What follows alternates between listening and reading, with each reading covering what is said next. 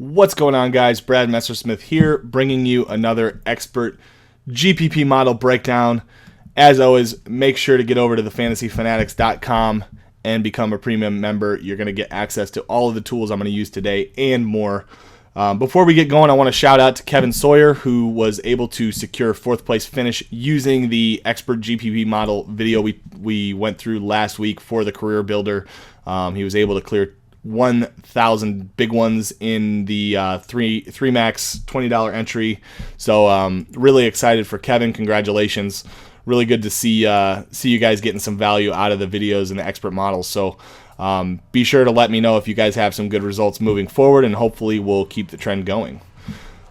That being said, we're on to the Farmers Insurance. We're going to dive right into it. We have a lot to cover today and not a lot of time. So basically, we'll dive into the stats first, but birdie or better percentage has the number 4 weight, and that is because we know birdies correlate really well to DraftKings scoring. The birdie or better percentage is always a good indicator of somebody who is going to be a good scorer in terms of fantasy. So pretty heavy weighting there, but I think it's going to be something that we need to target pretty consistently from week to week.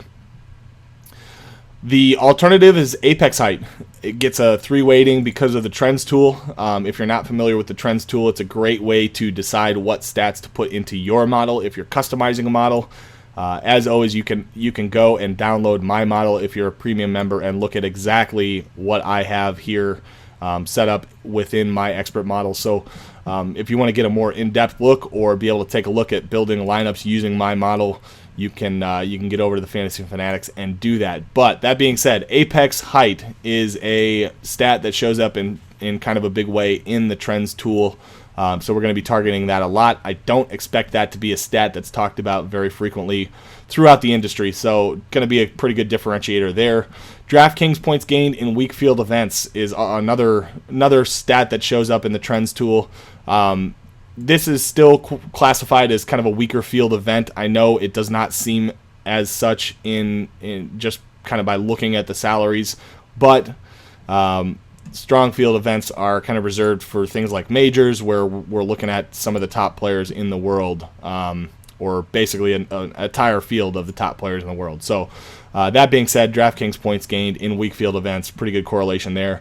Par 5 scoring, from everything I can tell kind of on the surface, this looks like it's going to be kind of a bomber's course. You're definitely going to need to score on the par 5s to find your way into the top 10, and that's something we've seen quite a bit on many of the courses, especially early on this season. But par 5 scoring is going to get in there with a 2 rating. And then scoring average, we talked a bit about it last week. We don't want to rate scoring average too highly because we're not really worried about finding the best golfers in the field. We're looking to find the guys who are going to win us a GPP, which means they have the ability to get into the top 10, into the top 5. And as we know in golf, anything can happen from week to week. So we're not really looking to put scoring average at too highly of a premium. That being said, the model we're looking at right now has 2016, 2017 stats. There's a point I want to make about a player a little bit later that we'll cover and get back to that, but it's really important, I think, to look at both current stats as well as last year's stats. Using the stats model tool, you can customize that and decide which years you want to look at. And in this particular setup, I am looking at 2016, 2017 stats, this season's stats. So you're going to see some wonky things like Jason Day showing up with 189th ranked scoring average as a result of looking at just this season's stats. Especially this early in the season, you're going to see a lot of fluctuation from week to week in some of the stats. So definitely worth mentioning there, and we'll talk again about it in just a few. That being said, we'll cover a few guys pretty quickly here at the top. Martin Laird shows up as the number 1 ranked golfer in the model. I'm going to have quite a few shares of Martin Laird. Statistically ranks out as the 8th ranked golfer in the field. Really good recent form and pretty good course history. Has 2 top 10s in the past 2 tries here at this event. Looks like 5 of 6 in made cuts dating back to 2010. So nothing to complain about there with Martin Laird, and at 6,500, I don't expect him to be too highly owned, despite having finished 9th place last week. He will probably get an ownership bump from where he's at right now, which is under 1%, but I don't expect him to go over 5%.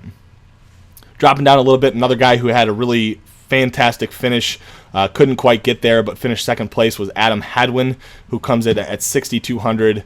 Has the best recent form in the field based on an 8-week window. Course history is not bad. I don't think he has anything spectacular to talk about in terms of course history. A couple of made cuts and a WD. So definitely nothing to necessarily write home about there, but nothing that rules him out either. And statistically shows up in the 15th rank position based on the stats we talked about earlier. And the next guy I really, really like is Tony Finau. He's going to be a little more popular, I think, than the first two guys I mentioned. We'll see about Adam Hadwin. After his second place finish, he was on TV quite a bit. We'll see. He may come in as a pretty popular character, but Tony Finau has been playing some really good golf. Definitely doesn't have anything that rules him out in terms of recent form or his stats or his course history for that matter. But just watching, he's missed some putts recently that I think if they fall, we're talking a lot more about Tony Finau. It's a course where we need par 5 scoring, which we know Tony Finau is exceptional at. So definitely a guy I'm going to be targeting at 7,700. I don't think there's a whole lot of risk in targeting Tony Finau in GPPs. Guy we talked about last week who had a pretty nice finish, Francesco Molinari, comes in at only 8,100, has been playing some really good golf. I have the recent form window cut off at 8 weeks, but dating back more than 8 weeks, he had, I think, 3 top 10 finishes prior, so he's been in the top 15 for 4 straight events. I believe 2 of the 4 were 4th place finishes, and he had maybe a 6th place finish or so, kind of going from memory there, but guy's been playing really good golf. Rates out pretty well in terms of the stats themselves, and has nothing really to write home about in terms of course history. 1 missed cut, which I think will keep his ownership low. Came in right around 7% last week, which is what I had him, almost exactly had him as an ownership projection. So don't expect that to change drastically, and with his price being quite a bit lower, I really don't think he'll be incredibly popular. Let's drop down to some guys that I don't like as much. Paul Casey has not been very stellar recently. Did manage to make the cut at the Career Builder, but with a 58th place finish, we're not really too happy with that in GPPs given his price. So, statistically, he doesn't really rank out too well, has not played very well, and does not have good course history. Seems like a recipe for a good fade spot. I'm not sure how popular he'll be after kind of disappointing the last few weeks, but definitely not a guy I'm going to be targeting. Shane Lowry is a guy I almost never target. Seems like he's consistently overpriced at $9K. I think we're in the same situation here again. Does have really good course history, if I'm not mistaken. Yeah, two 15th place or better finishes. So, I expect his popularity to go up as a result of that. But statistically, in recent form, is not a guy that I'm going to be looking to target. Okay, so this was the golfer I said we would come back to, kind of covering the 2015-2016 versus 2016-2017 stats. JB Holmes is a guy who we know has pretty good scoring ability, can definitely finish top 10, top 5. A golfer who has enough skill to win us a GPP for sure. At 8,200, I think his price is nothing to complain about. And I think that although he ranks low in my model, he's a guy I'm going to be targeting pretty heavily. If I'm not mistaken, going from memory, JB Holmes actually has pretty good apex height as well, which does not show up as one of his stats for this season's stats. But if I'm not mistaken, he's one of, if not the highest rated golfer in terms of just the apex height. So somebody I'm going to be targeting. I thought it was an interesting point, something that needed to be mentioned, in that you don't want to let your projections handcuff you. And what I mean by that is don't scroll to the top of the list, pick all the guys at the top of the list, and call it a day, because there are almost certainly going to be errors, slight flaws, mistakes, things that we're not seeing in the models we're creating or the projections you're looking at. So definitely keep an open mind when you're looking at golfers at the bottom of your list, and don't just automatically assume they're all fades. Got to talk about him, Tiger Woods, making a comeback, 7,900. I'll let you guys kind of draw your own conclusions there. I will be rostering some of him. I think I'm a little more bullish on Tiger Woods than most in terms of just the kind of surface. I think Tiger Woods probably is going to be a little bit rusty, is not necessarily going to come out and wow everyone, but is a guy that I've been a big fan of for a long time, as I'm sure many of you have. But I'm going to be rostering him. I think he took the time to get healthy. He told himself, if I'm going to make one more run at this before my career is over, I'm going to have to take the time away I need to get fully healthy. And I think that's where he's at. Will he come out and win everything right out of the bat?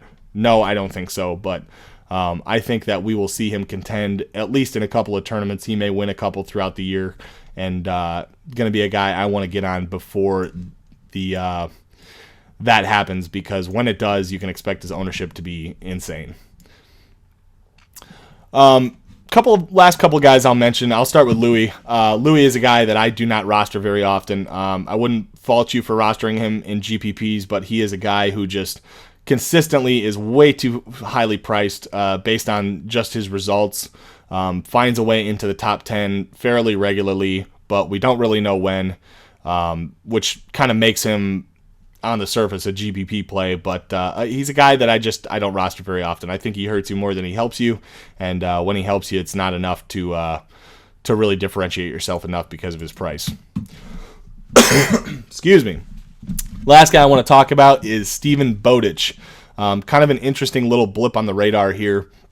I'm sure most of you are probably rolling your eyes at this point because of his results in the past year or so, but Stephen Bowditch did recently change clubs. He is using 10 or 12-year-old clubs. I believe they're TaylorMades. He has talked about on Twitter before the fact that he is unhappy or has been unhappy with his equipment. Not necessarily blaming the equipment, but something that he's mentioned in the past.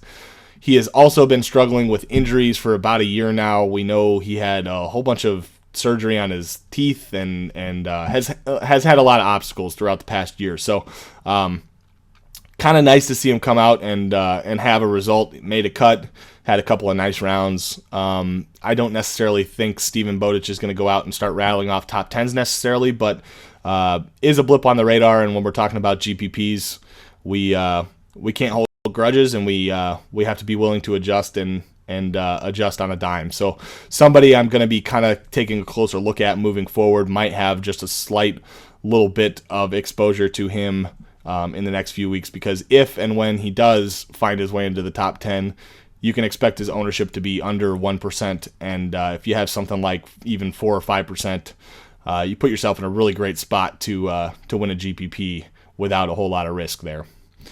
So that's going to do it for us this week. If you guys have any other questions, as I said, be sure to follow me on Twitter at my new handle, BMessDFS. Definitely want to answer all of your guys' questions if you have them, and look forward to putting out all of the other content and information I put out throughout the week. So get over there and make sure to follow me so you can see all of it, and get over to the Strategy Center and check out all of the awesome information. Comes out basically an article a day, and we're going to have things like course breakdowns, all kinds of, there's even web.com tour information. Definitely some good stuff over there. So make sure you get over to thefanatics.com/strategy and check that out. Other than that, I think that's going to do it for us. If there's anything else you guys want to discuss, reach out to me on Twitter. And other than that, we will see you guys next time.